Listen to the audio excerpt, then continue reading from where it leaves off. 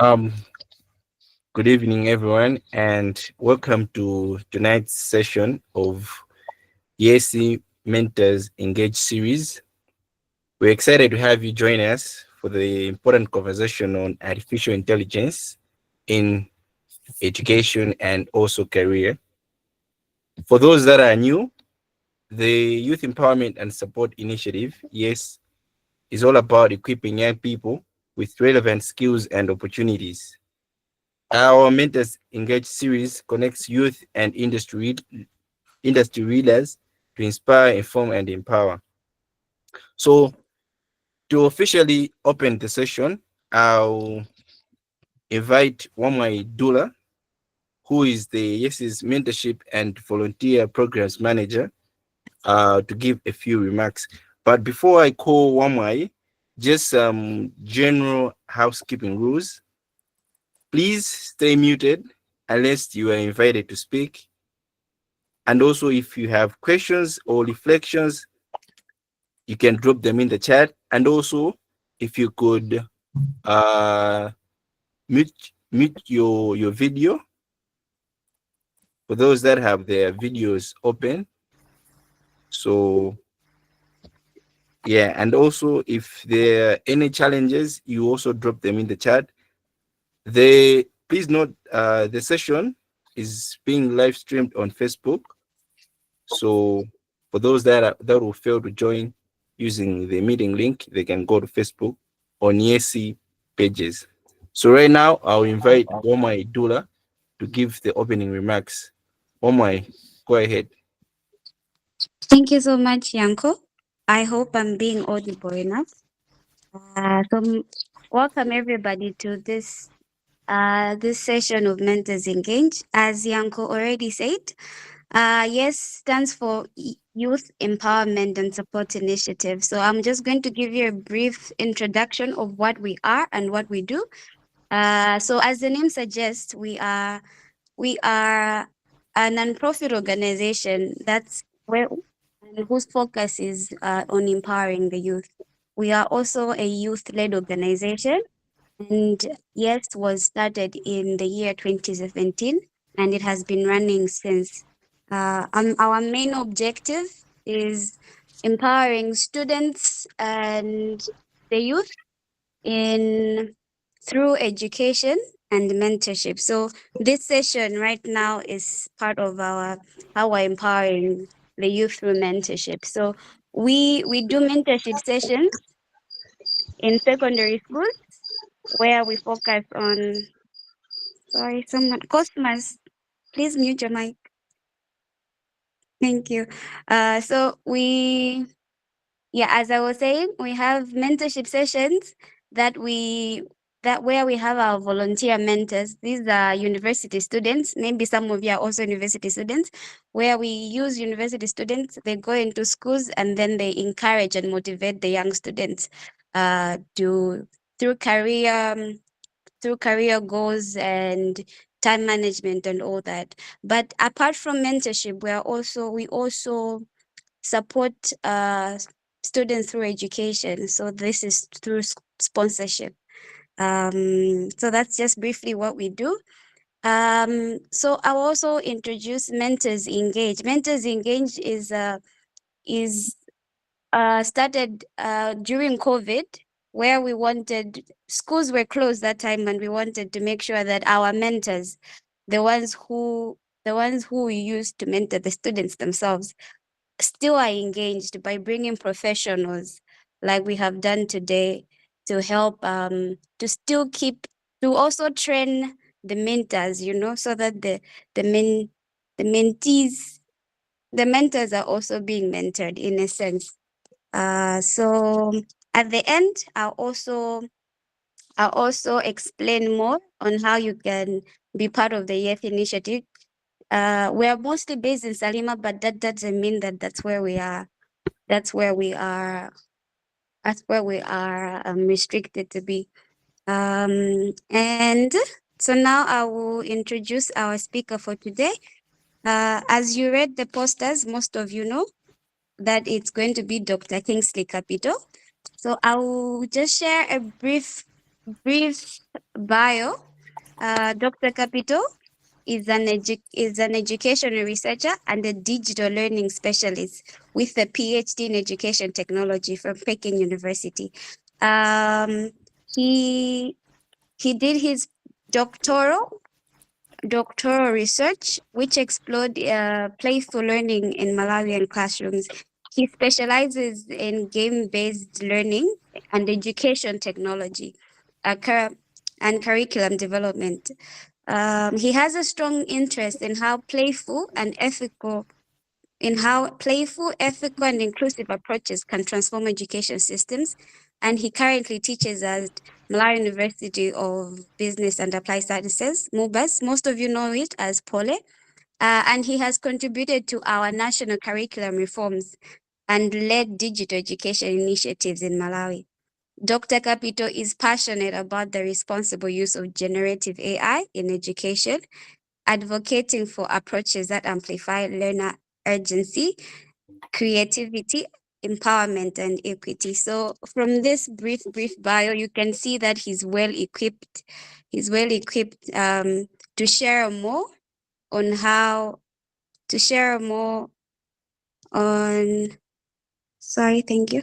Yeah, from this brief bio, you can see how he's well equipped and how he's going to share us how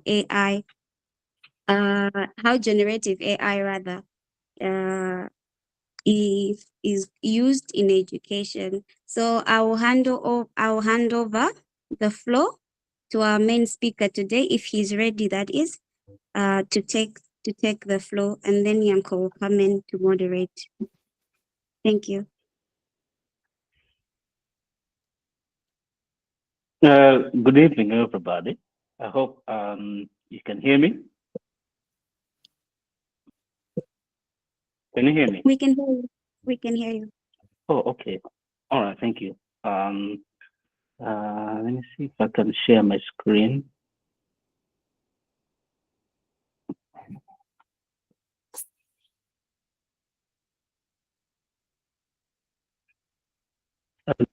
Okay.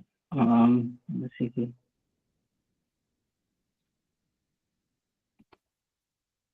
Okay. I don't seem to have the screen sharing. Okay, here.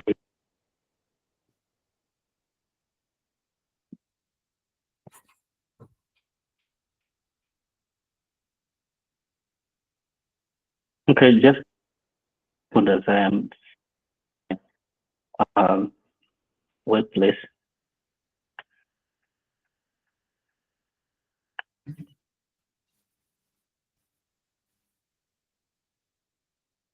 Okay, I think with the interest of time, can I just share with you the presentation so that you can move slides from your side? Because it's, my computer requires a special.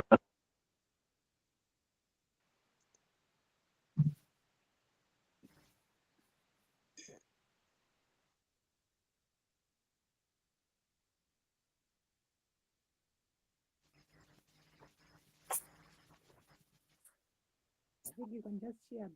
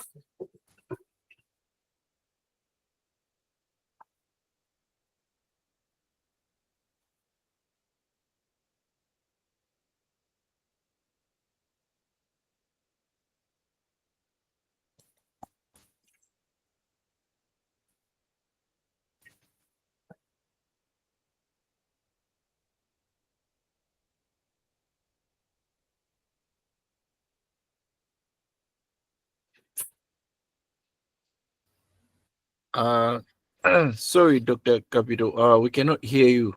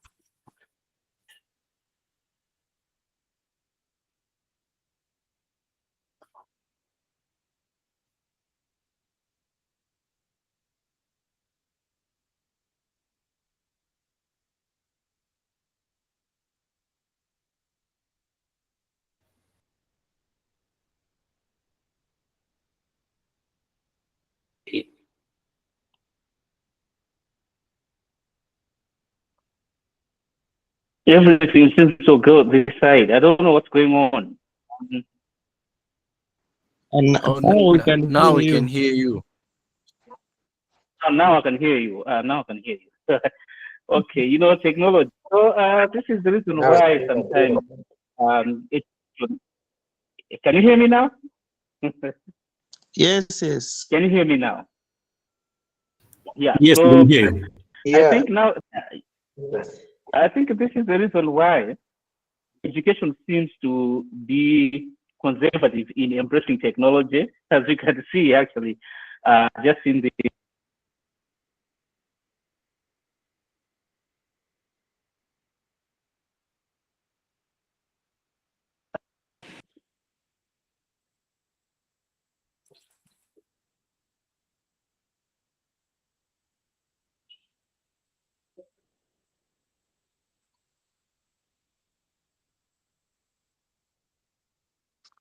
King, you have been muted again.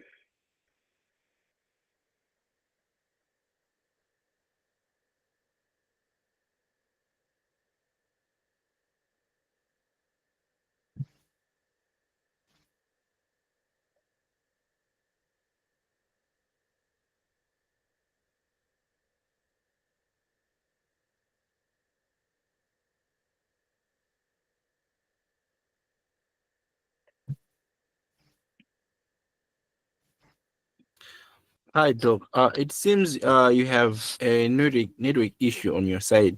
Maybe if you could try turning your camera off, it would help. Just use the audio.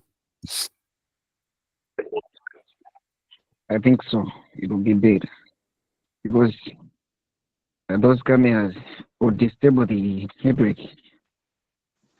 Me too, me too.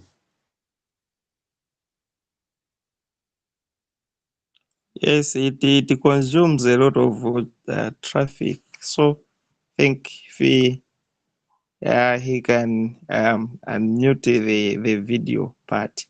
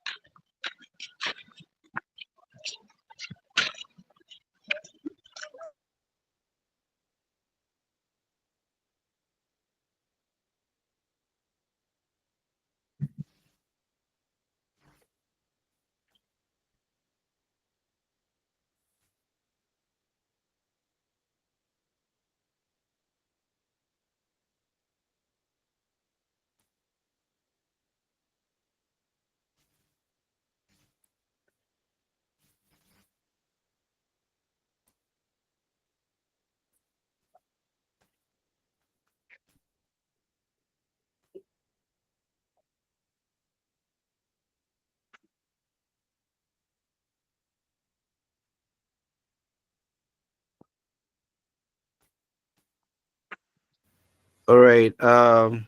Maybe while we wait to get our speaker sorted out, I think the topic that we are discussing today, AI and responsible use of AI.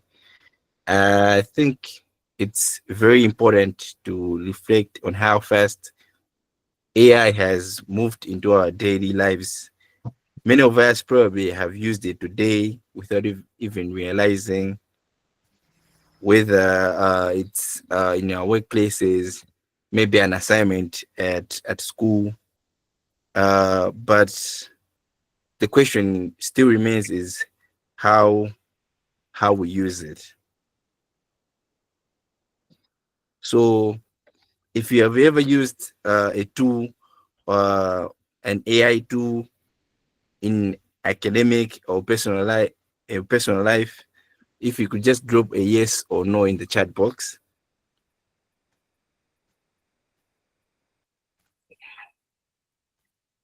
I think Hi.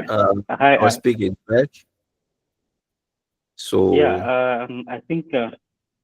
I think now I can be heard because the fact is my dashboard here is showing that my mic is working, my video is working, so I believe I yeah, can be heard now. yeah, Yeah. So I don't have. Mhm.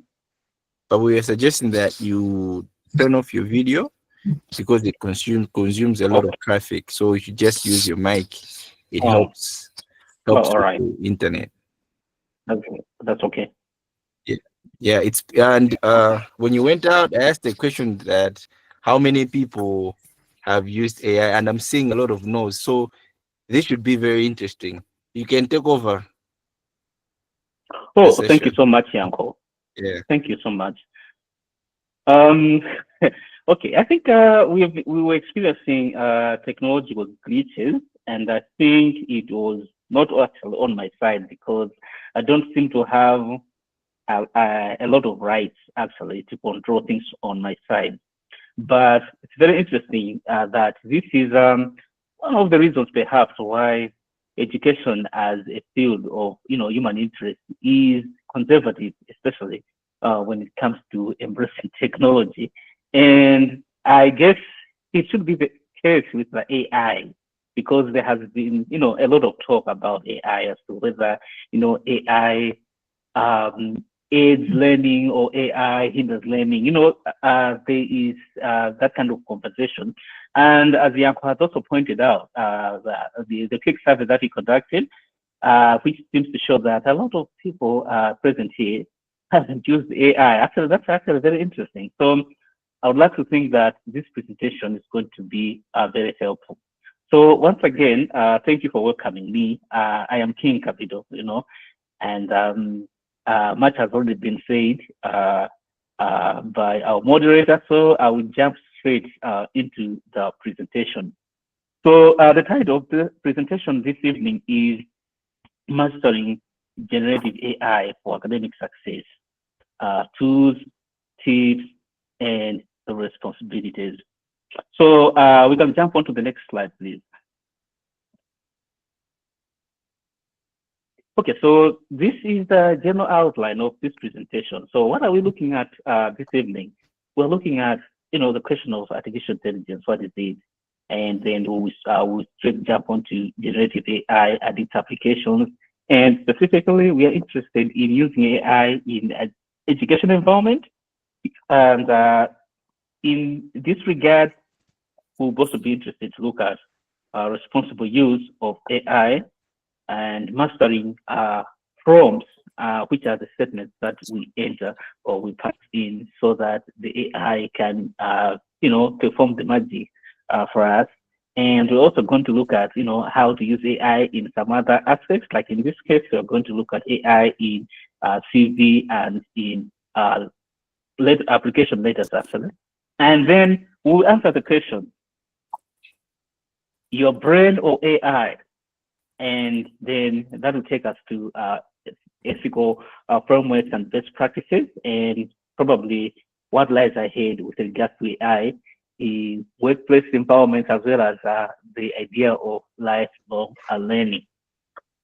Let's go on to the next slide, please.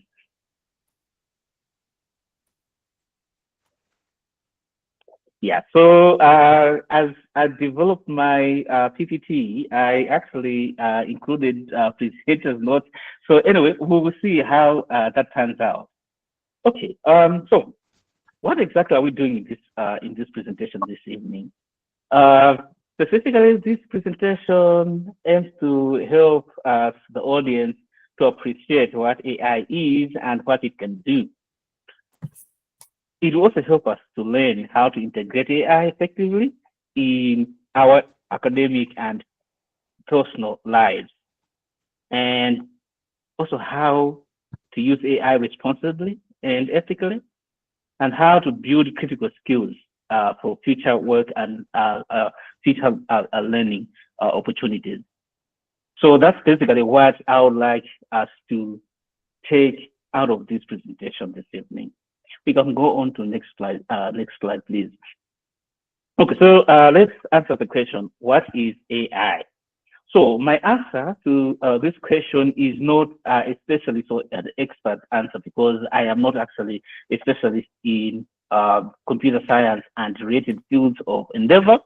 I am an educator with specialization in education technology. So the response will rather be generic, that artificial intelligence is, in simple language, refers to computer systems capable of tasks that traditionally require human intelligence.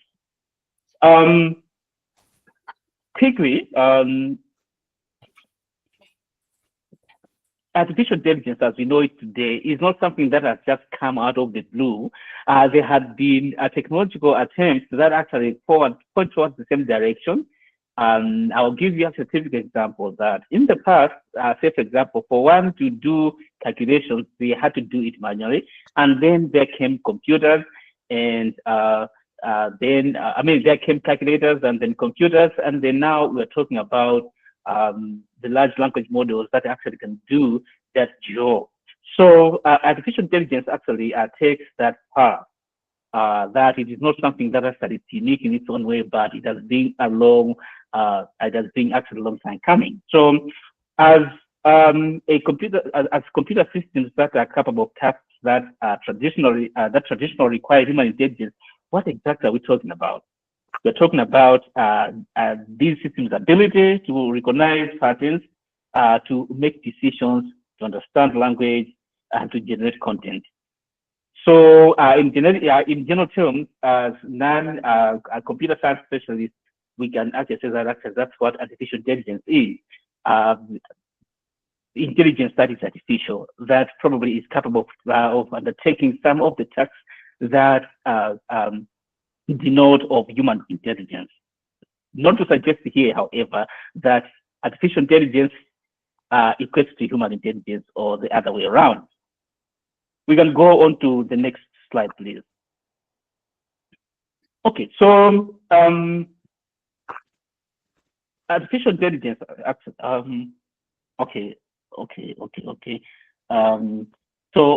Thank you for moving us to this slide. So are we actually on the right slide? Okay. Oh yeah. So actually, can we move on to the next one, please? Oh, thank you. Okay, so maybe before we move on to talk about generative AI, which is actually the subject of talk this evening, as I have said, that artificial intelligence actually has come a long way, and we can also talk about other forms of artificial intelligence, like the simple artificial intelligence, like say, for example, that which is used in search engines and other platforms. But for generative AI, which is the talk here, we're talking about the kind of artificial intelligence that is capable of generating content rather than simply analyzing data. So we have, a lot of offerings available. The commonest one, or the most famous one, being ChatGPT, which is basically used for text generation. But we have got also others, and I'd like to think that for every opportunity that affords itself, we are having a lot of AI platforms that are offering various products. Like say, as I've said, ChatGPT, we're talking generally about text generation, but we also have others that do other other wonders, like say for example GitHub, Copilot, which are mainly used by computer programmers, and also other AI that are used for image as well as video generation and other kinds of content. So what are some of the potential uses of generative AI? The opportunities are many, but we are here talking about ability to help us in drafting essays and reports and indeed any other type of text. Sometimes these AI operators can be used to summarize text, articles or summarize text, whether the texts are visual or they are text-based or they are audio. Generative AI today is able to analyze that kind of text. My screen is a little truncated at the bottom, so I cannot see some of the points at the bottom.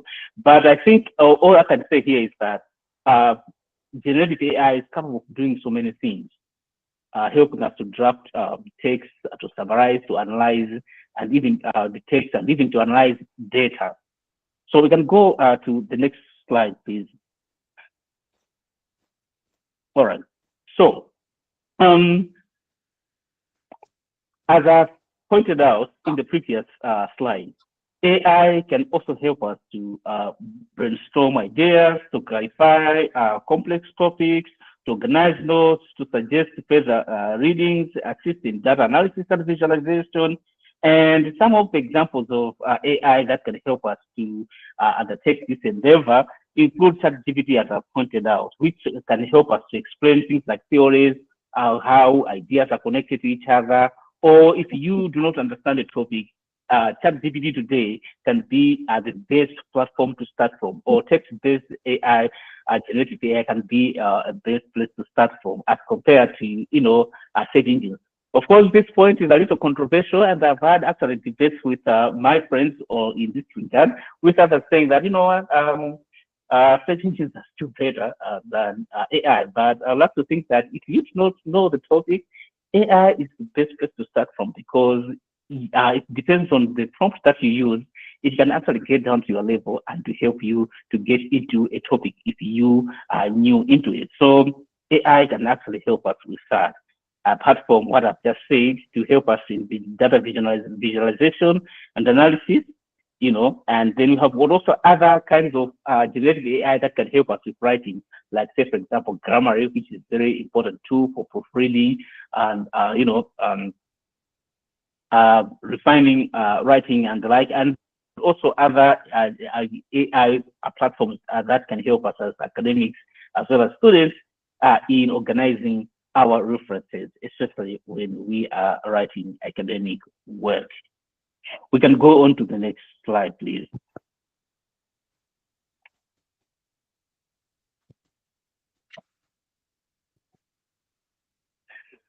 All right. I don't know actually if this is the right slide, but I think the presentation is still flowing. Okay.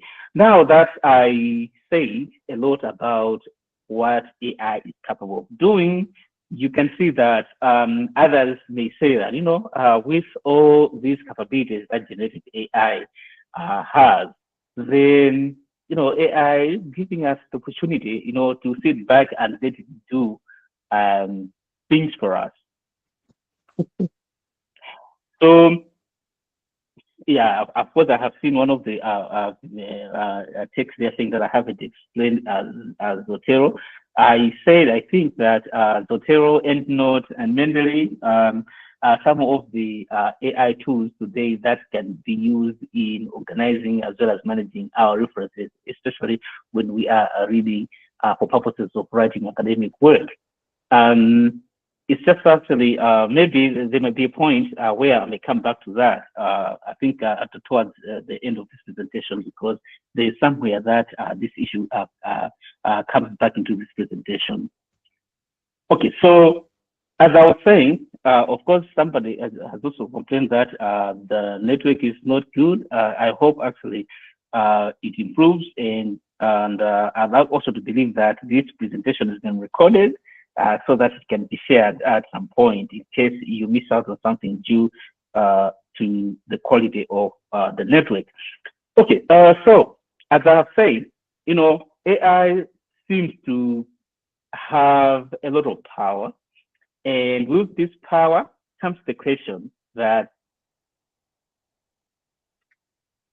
what else can a human do, if AI is capable of doing so much already?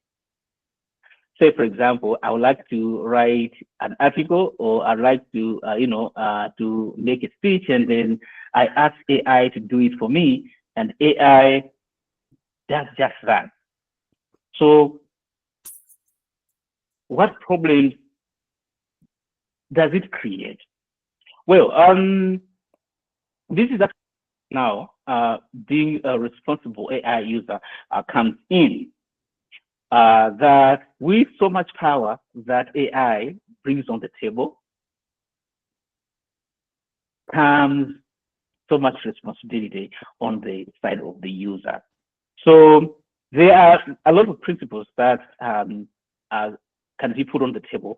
And even before I maybe say I say a little something about this, let me also say that, you know, since generative AI exploded on the scene a couple of years ago, it appears that education authorities world over are actually scrambling to catch up on this trend. So much so that it was just only last year when United Nations agencies that are responsible for education have come up with frameworks on safe use or ethical use of AI. So it's an ongoing process, and I'd like to believe that more is coming on the way. But we can talk about some of the principles of ethical AI use with regards to generative AI here. Being honest, it's very important. When you are using AI, you need to acknowledge that your work has contributions from artificial intelligence, especially where that is appropriate. In addition to that, as much as AI, you know, can do so much, AI is not 100% perfect, just like humans are. So it's very important that you strive, or we strive for accuracy. So it's always very important that when you use AI, you also do fact checking. There is a certain meme that actually I saw on Instagram last week. That's actually very interesting. If I had you know, the time, I would have actually shared it with you. It was talking about ChatGPT. ChatGPT gives you what you ask you to do. Whether you ask it to burn your house down, it gives you actually tips on how you can burn your house down. You know, so that actually calls to question the issue of bias, you know, accuracy. So it's always very important that you know what you want from it, and then you always do fact checks before you can accept the output that these new platforms give us. And then there's also the issue of confidentiality, and this actually has to do with safety when it comes to using these platforms, because they are being trained with large data sets or that. So in other words, it's very important that we are always aware of which we are feeding it with. So safety is very important when it comes to sharing data with AI. And then there's the issue of fairness. As I pointed out, AI is capable of giving you back what it's more or less like garbage in, garbage out. So it's very important that we are aware of issues to do with bias and fairness. And then the issue of autonomy. We don't have to surrender to AI fully. There will always have to be you preserved when you engage its use. Yeah, so we can move on to the next slide. So now that we have talked about the basics on what AI is and what generative AI is, and what are some of the types and some of the issues that we need to be aware of. Now, what's most important, especially for us as you know, students, or those some of us that would like to use AI in our various endeavors, there is the issue of prompt. What is a prompt? A prompt is actually simply, in simple language, is which we ask a specific AI platform that we are using to do for us. So this can be in the form of a statement, it can be documents, it can be data sets, whatsoever, and it can also be accompanied with what the commands that you ask it to do. So as it is suggested on the screen there, creating your prompt is a skill of crafting clear instructions so that we can get better results. So as I have said in the previous slide, in most cases, AI is like, you know, garbage in, garbage out. What which you feed it is what which it gives you. So for that reason, it's very important that we understand what prompts are, so that we can develop better ways of developing prompts. So when we are developing prompts, we need to have at least some of these principles. Be specific as opposed to being very general or being vague. Provide the context so that the platform can understand actually what exactly you need. And say, for example, if you would like the output to be an essay or to be points or to be, an analysis whatsoever, you need actually to indicate the format of output, as well as even sometimes the length. It depends on the nature of the platform that you're using.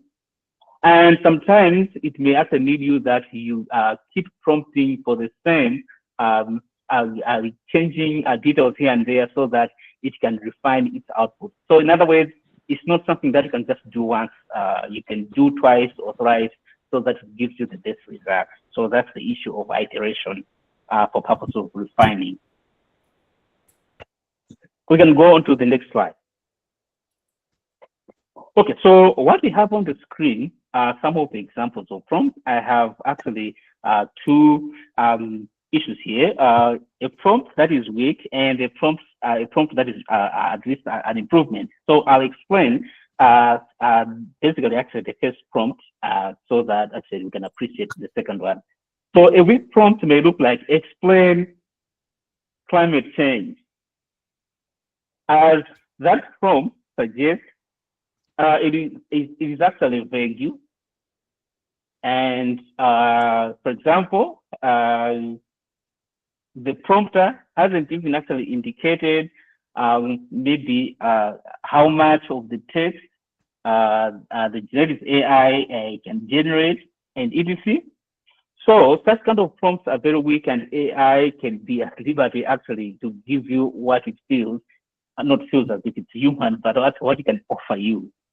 What it thinks can offer you. Anyway, since we're saying that generative AI or AI in general can do the task of humans, then maybe AI can have feelings. Anyway, that's just a joke. But here we are saying that explain climate change as an example of the prompt is rather weak. So how can we improve such weak prompts? As I have said in the previous,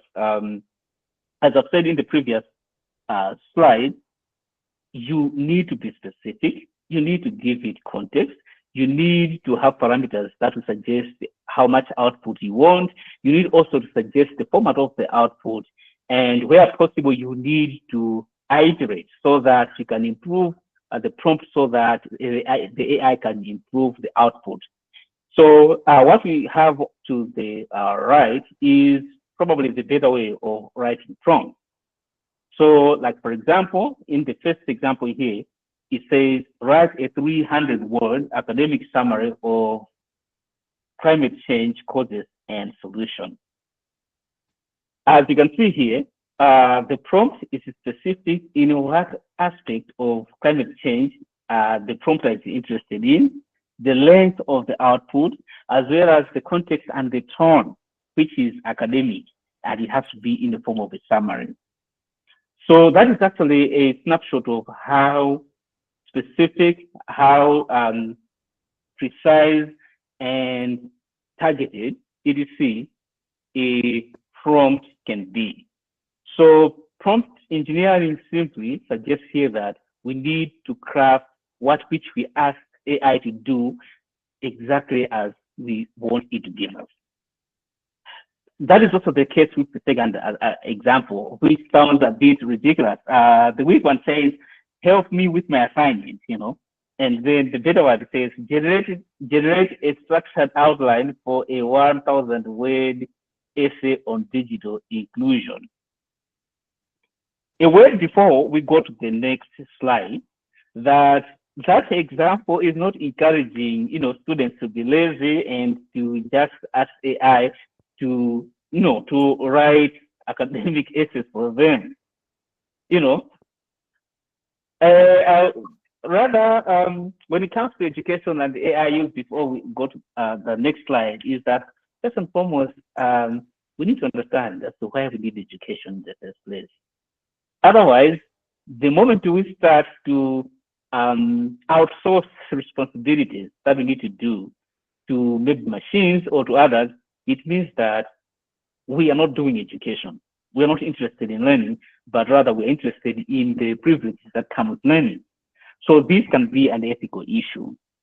And that's why in education, special education philosophy, we are struggling to, answer as to why do we need education? Do we need education because of the privileges that it gives us, or we need education because education is necessary for our own enrichment? So I'm not actually encouraging students, to develop such kind of prompts. And by way of saying this, as I've said, on a given day, we have got new platforms coming that are helping to address some of these issues. You may be surprised to find out that there are even actually generative AIs that are helping teachers actually to mark assignments or even to understand if their students are using AI to generate essays. So it's actually a wild west sort of area in as far as education is concerned. Anyway, let's move on to the next slide.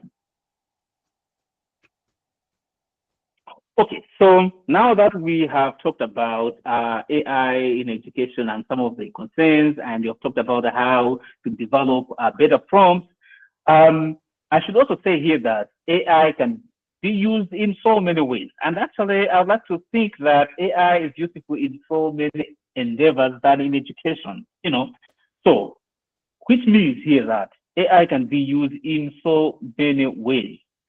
And my opinion on this is that, AI is very handy, especially when it comes to repetitive tasks, especially say when it comes to writing, things like reports, writing application letters, writing CVs and everything.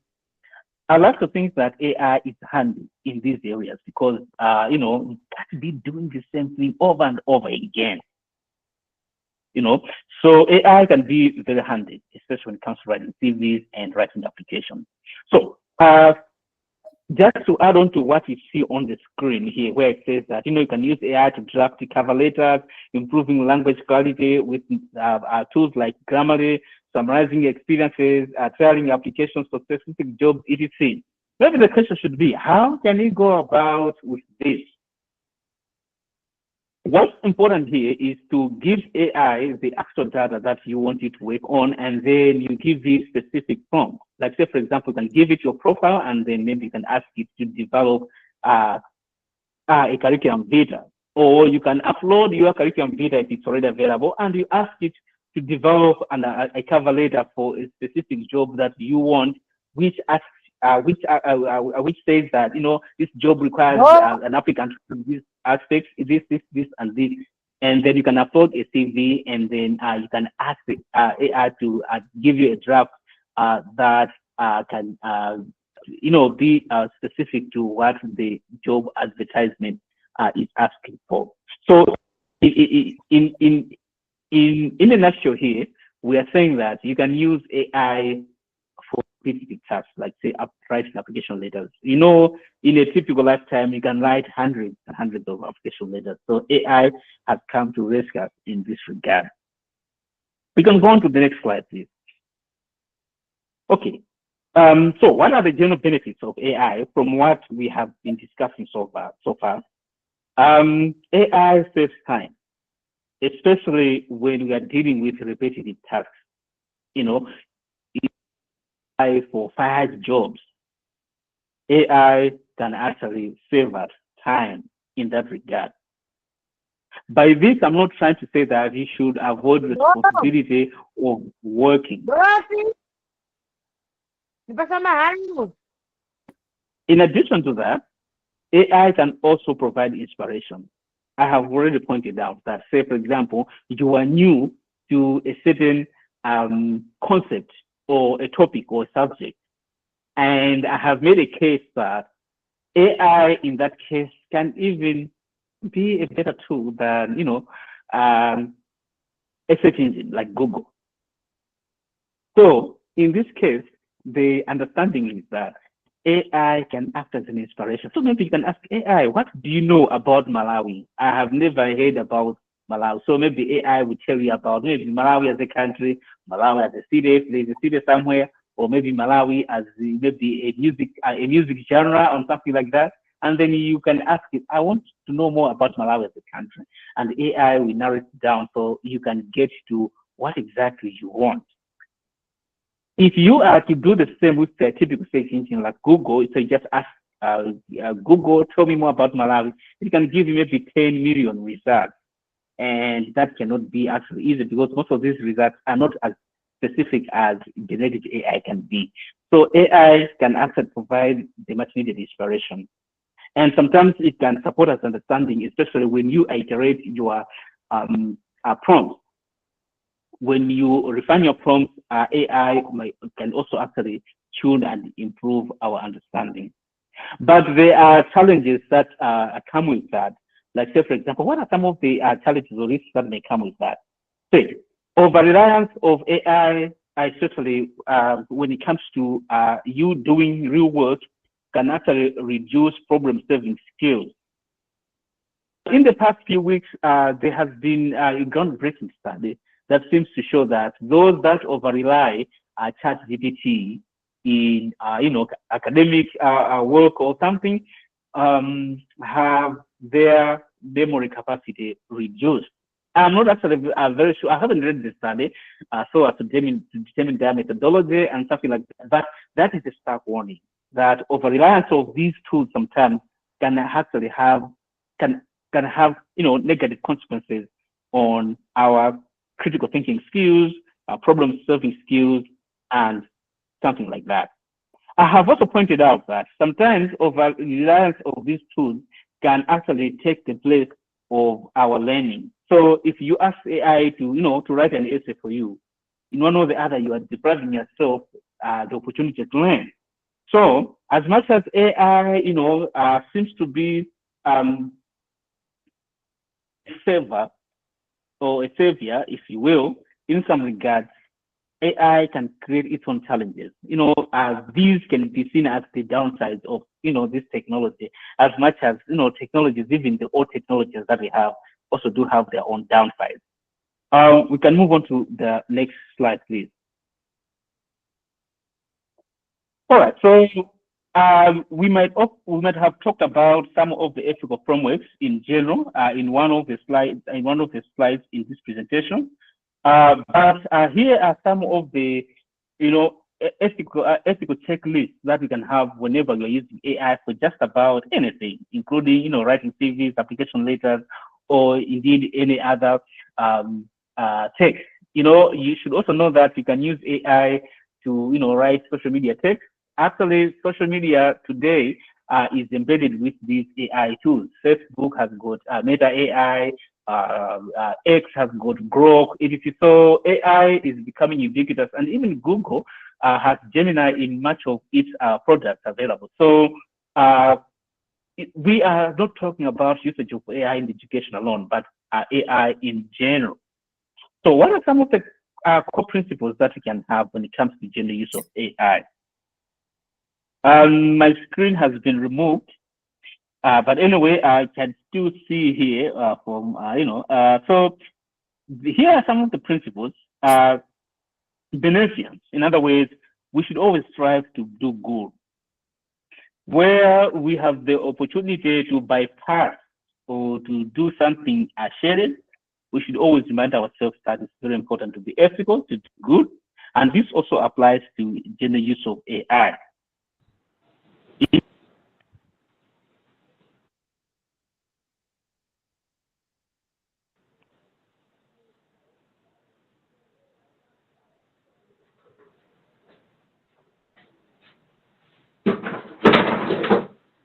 For all the bad reasons. So this again is something more like a personal check, never to seek the aid of AI to do harm. And then there's the issue of justice. Always, we should always strive to ensure that there is fairness and justice in the usage of AI, because sometimes it's like the prompts that we give AI, what you should know is that it's actually learning and learning and learning. So if we give it a wrong input or bad input, we are one or the other training these platforms or these tools actually to be bad. You might have heard just a day ago, it's in the news that Grok, which is an AI that is embedded in X, was actually giving out anti-Semitic output. That is actually a typical example of garbage in, garbage out. So we should strive for justice. And then what I find to be most important when it comes to using AI is the issue of autonomy. We should not surrender our unique selves to these platforms. What does this mean? It means that as much as we understand that these platforms or these tools are doing so much than probably we initially thought, it is very tempting to just actually give up on who we are and to allow these machines to perform a lot of things on our behalf.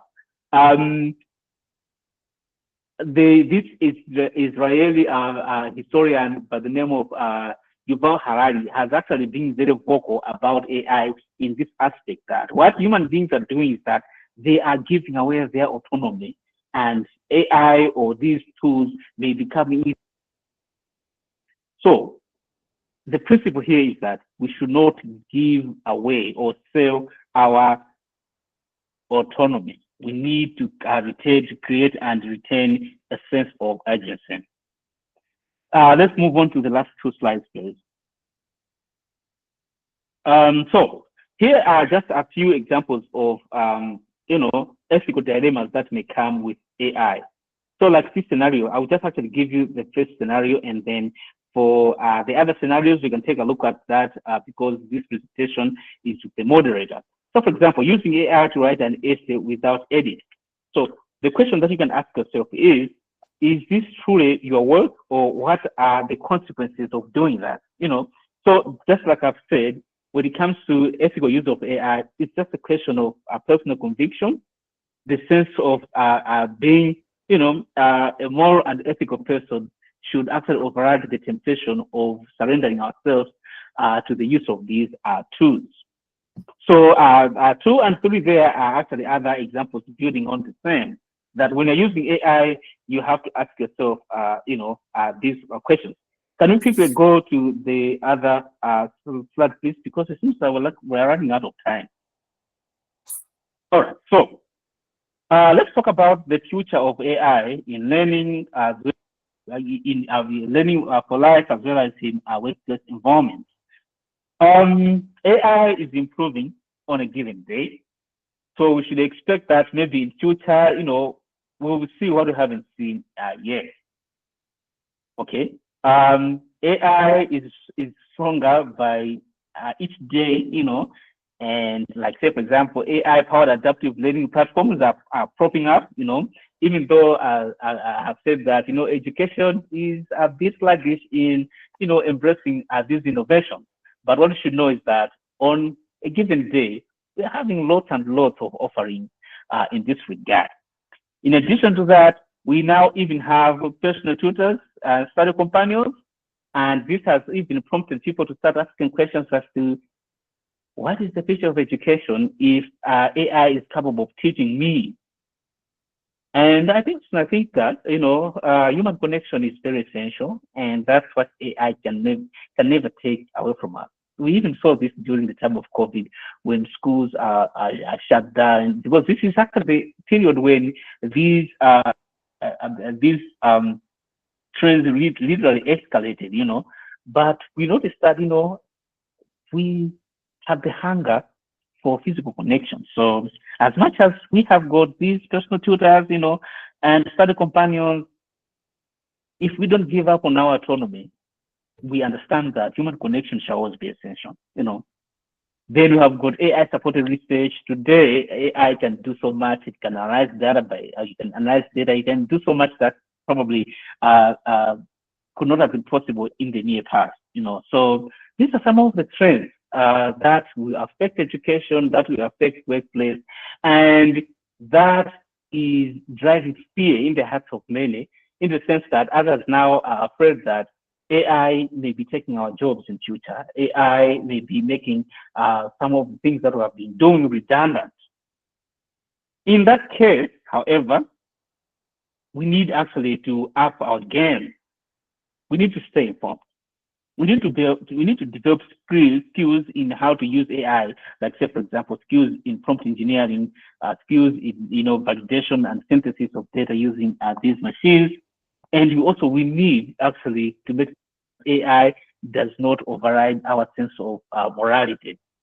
So for those that fear that AI is here to replace us, there is actually a space for us that we can actually fight back to making sure that AI can save us and not the other way around.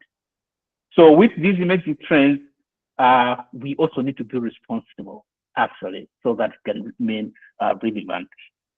Let's move on. Okay, so what are some of the tools that can be recommended? As I've pointed out in this presentation, AI can do so much to generate text, to help us to manage our references, to help us with our writing and etc. So here are some of the suggestions. For example, ChatGPT, and we also have got DeepSeek and other generative AI that are text-based. These can actually be very convenient, especially when it comes to text-based output. So you can use ChatGPT, for example, to have a conversation that is text mainly, even though ChatGPT is also capable of giving us, a visual text and etc. But it's mostly text-based. And then we have got reference management tools, like say, for example, Zotero, which is actually freely available, and we've got EndNote and Mendeley and others. These can be used especially when it comes to reference management, so that we do not run the risk of plagiarism when we are engaging in academic writing. And then we have got Grammarly. This is very handy when it comes to helping us with writing. Sentences, whether you are making grammatical errors and mistakes and etc. Grammarly is very essential. Of course, there are also other tools that can do the job, but Grammarly is the most famous. I would like to think so. And then we have got Canva and others, of course, that actually can help us with visual content creation, like say, for example, creating a slideshow and the like. Let's go to, I think that should be the last slide. I'd like to think so. Can you go to the next slide, please? Okay, so here are some sources for further reading. Like say, for example, just at the end of last year, UNESCO has released guidelines on AI in education. And there are also other important works about AI and how it can be used, like say, for example, research from Stanford and, other collectives like organizations are also coming up with their own guidelines. The European Union, and I've also seen that African Union is actually having one in the pipeline too. So there is a lot that's coming on how we can harness the power of AI. So I think at some point I will share with the moderators some of the essential tools and resources that we can use to understand AI. I can also suggest that YouTube can be a very good platform, and so that can be said also about other platforms like TikTok and Instagram. They can actually give us those simple and short videos on how we can get into using AI. But AI is very important, especially for those that are not in school and would like to, get into the business of job application, writing CVs, etc. In the past, actually, it was difficult for us to come out with CVs, but AI has simplified it as long as you give it a very good prompt, which is what was the subject under discussion in some of the slides in this presentation. Then AI should be handy in that regard. And there are also a lot of online communities that you can follow when it comes to use of AI. Like, say, for example, AI Educators Network, available on Facebook, and I think LinkedIn as well, and other forums as well that actually can help us with, the basics of AI in education and in general use. So basically, this is what I wanted us to share. I hope I was on time. The moderator, I think I can stop here to attend All to, right. yeah. Thank you very much, Dr. Kapito. That was a very wonderful presentation. I think for me, from your presentation, you mentioned about how AI can be your best first step when you don't know something or you don't know a topic, rather than going to the search engine. So I'd like to also give like a personal testimony to that. During my years in college, when I have an assignment that I clearly don't have any idea about, comparing the pre-AI and post-AI era, and yeah, AI really helped me to give a starting point, and from there on I'll go and research. So it really helps, and it's an important conversation to be having. And also prompt engineering, knowing what to feed AI, garbage in, garbage out, as you pointed out. So that's the mindset that we need to have, using AI as a launchpad, not as a shortcut in academics. So right now, we have, due to time, we have a brief Q&A session. So if you have a question, you can raise your hand. If you don't want to speak, maybe you are shy, you can drop your question in the chat box, and we should be able to give it to our speaker. So the first question that I've seen is from Rebecca Mnenula. Rather, I think it's yeah, I think it's a question. She wants you to elaborate on the point, avoid oversharing when using AI. You mentioned it in your in your presentation. So I think, yeah, you can take that one, and then we'll go to Wamai and then Emmanuel. Thank you. Over to you, Dr. David.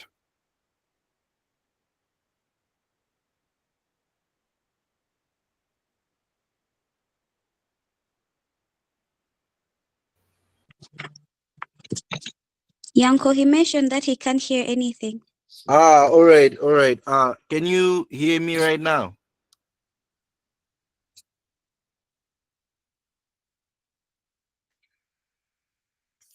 I think he's still having troubles with, well, with the internet.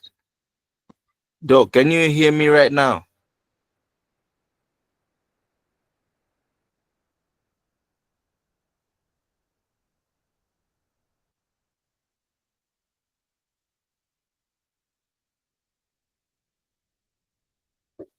All right. While we are waiting to have that sorted out, an interesting comment from Samuel. He says he loved the presentation, and it's great how AI is transforming education in front of our eyes. And this is really true. AI is really changing the education landscape in our country, and it's about time we openly embraced it and we properly learned how to use it. Um, I don't know if that has been the mic thing has been sorted out right now. I think he's still muted.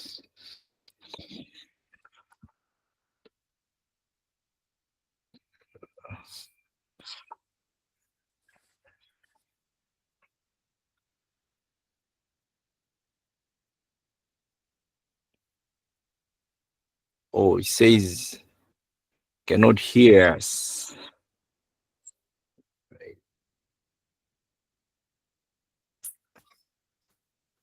You can still keep dropping the questions. When he's back, we'll, we'll read them out.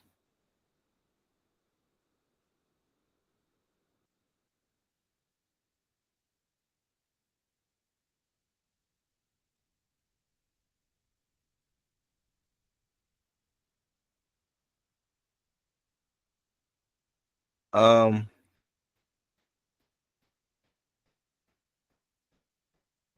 yeah.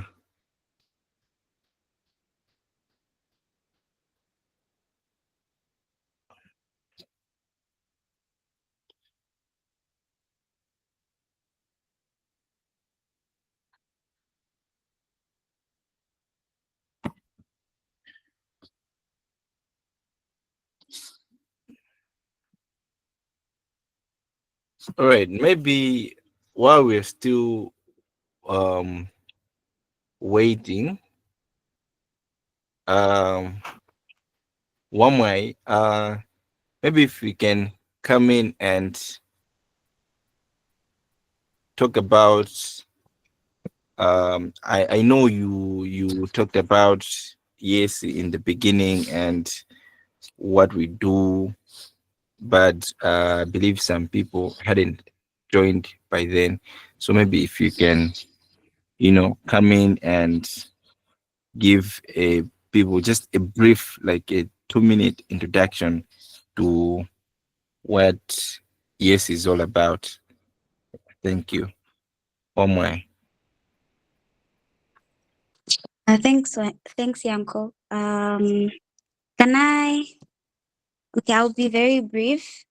As I said, if you joined late, Yes Initiative is a youth-led organization.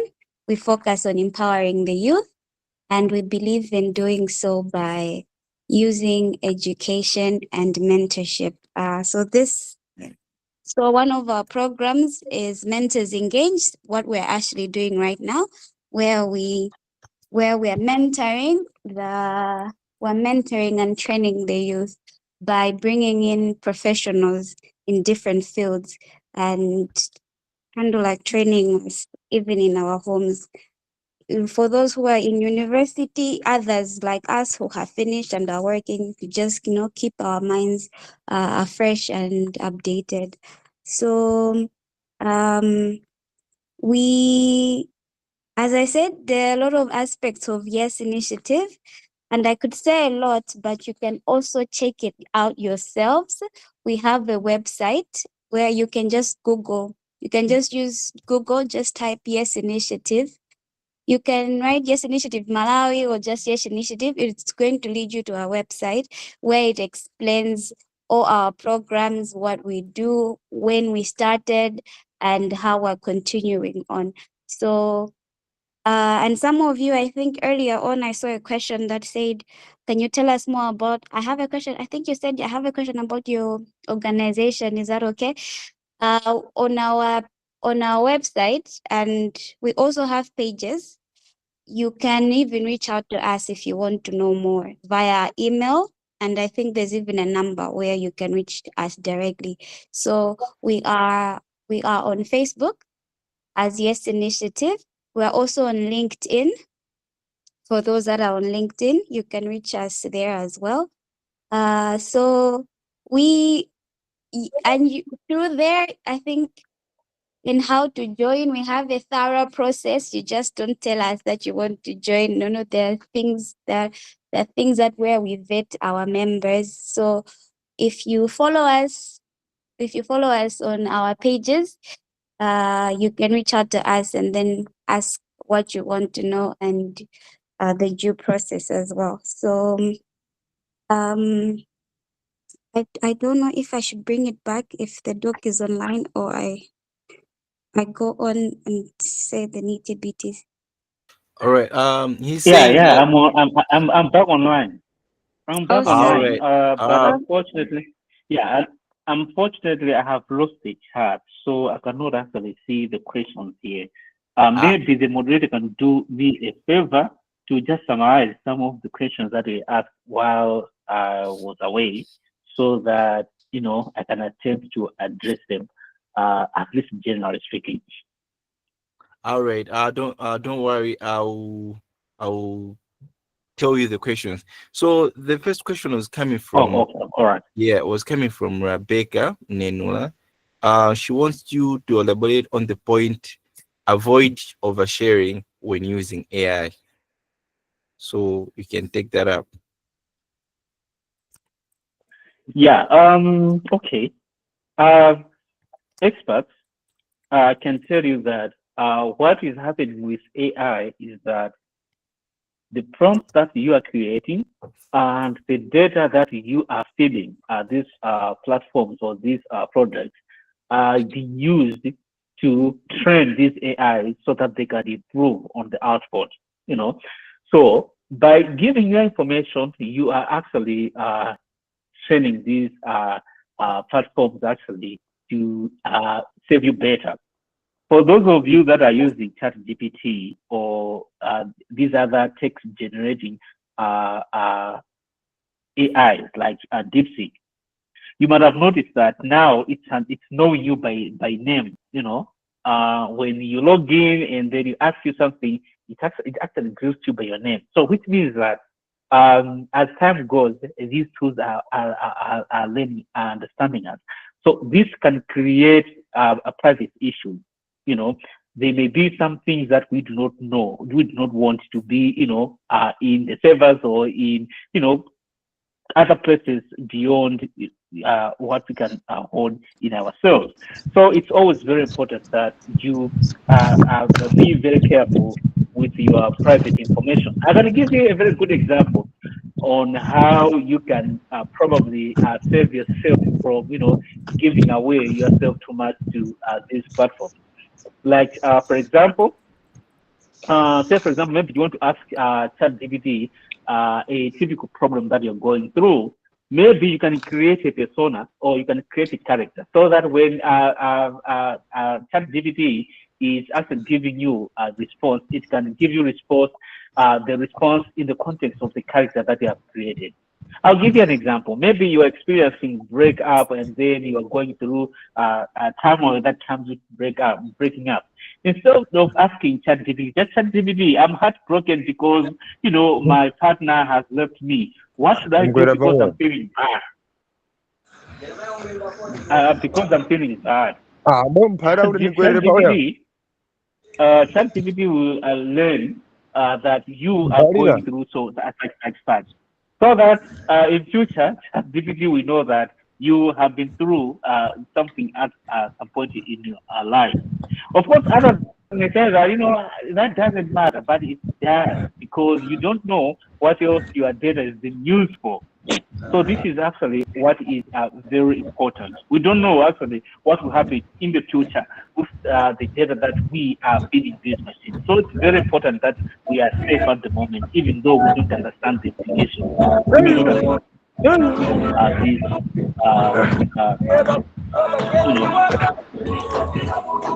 I hope I've answered that question. I hope I've answered that question. Yeah, I think you have very much addressed it.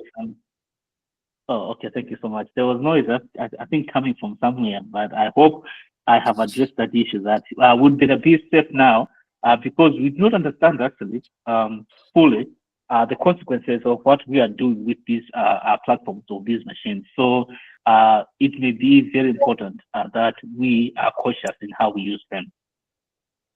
All right. So there's a hand from Emmanuel. Emmanuel, if you can unmute yourself and ask the question to our speaker. Over to you, Emmanuel. All right. Thanks very much, Doc, for a well elaborated presentation. I really liked the topic and I have learned a lot. But I have a question on acknowledging the work. You mentioned about being honest. I don't know if in Malawi, in academic setting or elsewhere, that there is that opportunity that we can acknowledge that this work, AI has a hand in it. So in that case, how can we do to acknowledge this, since what we know, you have said, I think in terms of proof reading using Grammarly, after maybe we have generated, and then we are having that as a thing that can help us in terms of proofreading. So I don't know, do we have that setting here in Malawi where when someone has acknowledged that the work is of AI, though maybe you have you have 2 steps ahead of AI, that after generating, then you have your own things to edit and do whatsoever. I don't know if we have that in Malawi. Thank you, Doc. Well, you know, these innovations are, are a work in progress, and they are improving with time. So I am not very sure if there are frameworks in place here that can actually help us with how we can ethically use, or how we can, comfortably use these tools, especially with regards to academic writing, because this is, I think, where your concern comes in. And sometimes it may happen. I have learned actually that you may not even use AI, but when you use, plagiarism checkers, you end up find out that your work is being flagged as having used, AI. What is happening is that, like I've said, these tools are learning from us, or they're actually learning from the data that's been fed, or, so sometimes it may identify some of our habits as if they are, AI generated. So what does this mean? I like to think that the concern behind this question is that, it's only when we are using generative AI that we should be concerned about use of AI. But as I pointed out, simple AI, like say, for example, AI embedded in search engines, can also actually, give you the same kind of, vibe, so much so that when you use data from, say, for example, or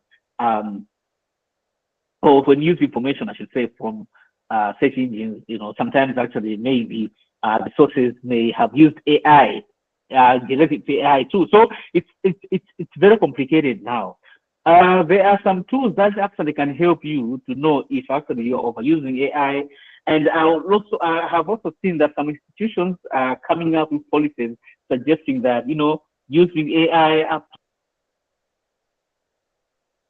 is allowable and etc. But I actually haven't seen the protesters yet here in Malawi. But maybe I'd like to think that it's in the offing. But in the meanwhile, it is recommended on my side as a teacher that you check your work, especially when you have AI to summarize some of the concepts, or to help you with maybe rephrasing your work, or to improve your sentence structure and everything. It's very important that you use checkers, AI checkers, plagiarism checkers, to see if the content is flagged as having overused AI output. I think it's very important. There are so many checkers out there. There's Zero, ChatGPT, Telegram can also do that, and they did a lot of tools and products are available online. But what's most important to me as an academic is that we should always uphold integrity when it comes to using just about anything, even including books that we are familiar with. Integrity is always asked for as far as an academic or a scholar is concerned. So tools like Tentin, as I've said, or other checkers can actually help us to be in line when we are using these platforms.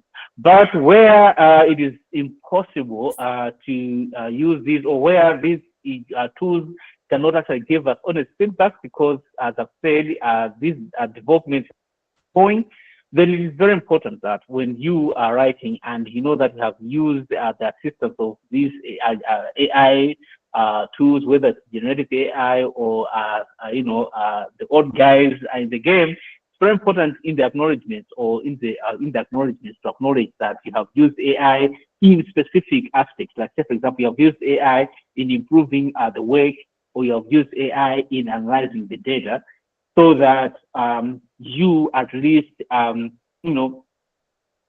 navigate the issues of ethics in writing. So I think that's what I can say at the moment.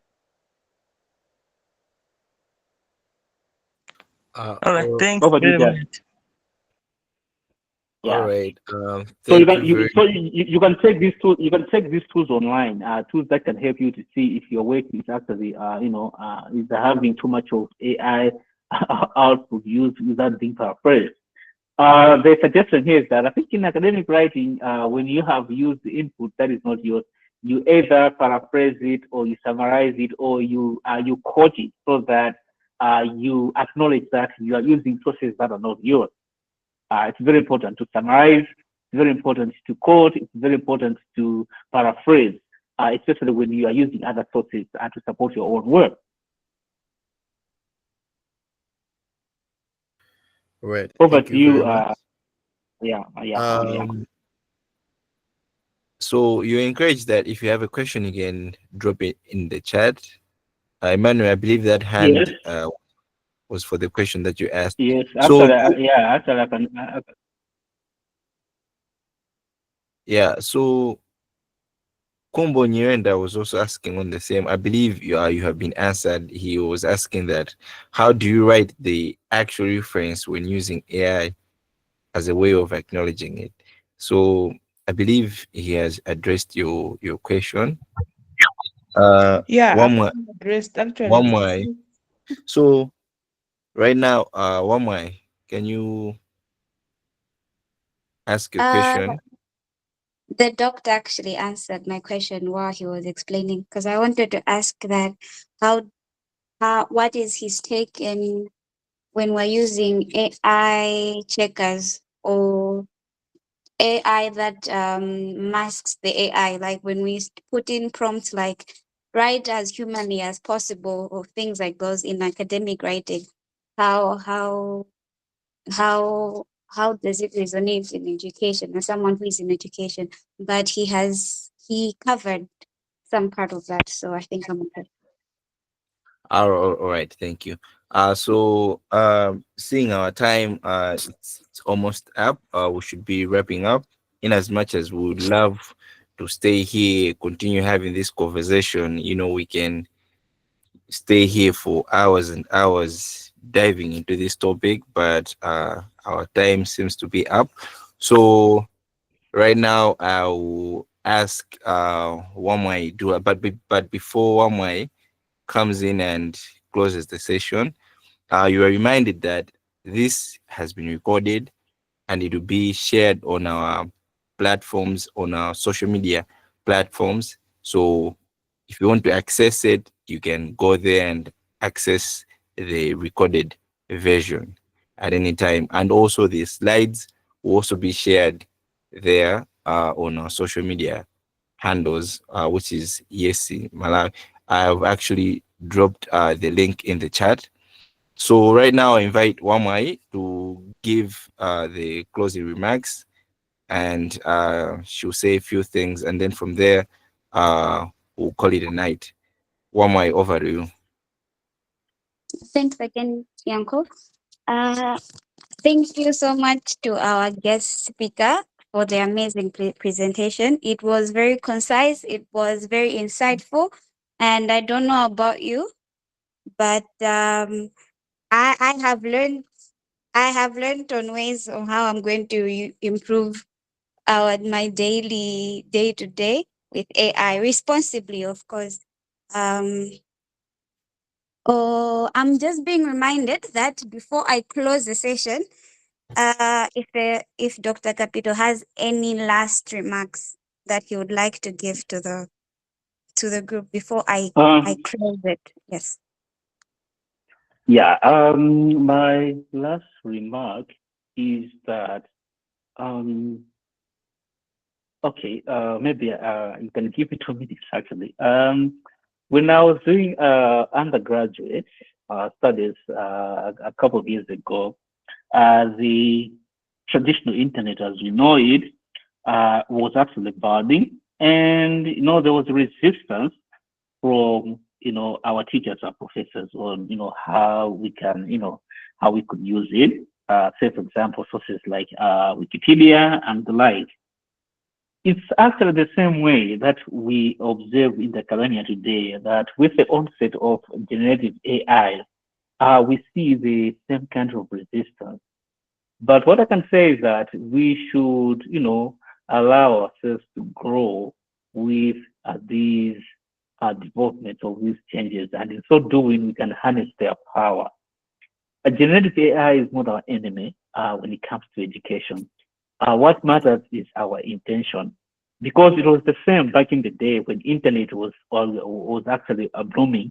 There were concerns that students were just downloading essays online, to cheat their way, to graduation or something like that. It's all about intention, because even today, with the onset of generative AI, people can choose to cheat. But we have seen over time that for generations that entered the education system when internet had come to stay, I don't think actually even if I can ask you, you are actually downloading essays on the internet. No, actually you are using internet. It's like actually internet. You grew up alongside the internet, that you don't see the reason for you to use internet to cheat, to download essays that are cooked elsewhere, or to hire somebody else to write for you. So I'd like to think that actually that's the same way we should look at AI too. That maybe there may be, the temptation to sit back and allow AI to do our work, or to do the work on our behalf.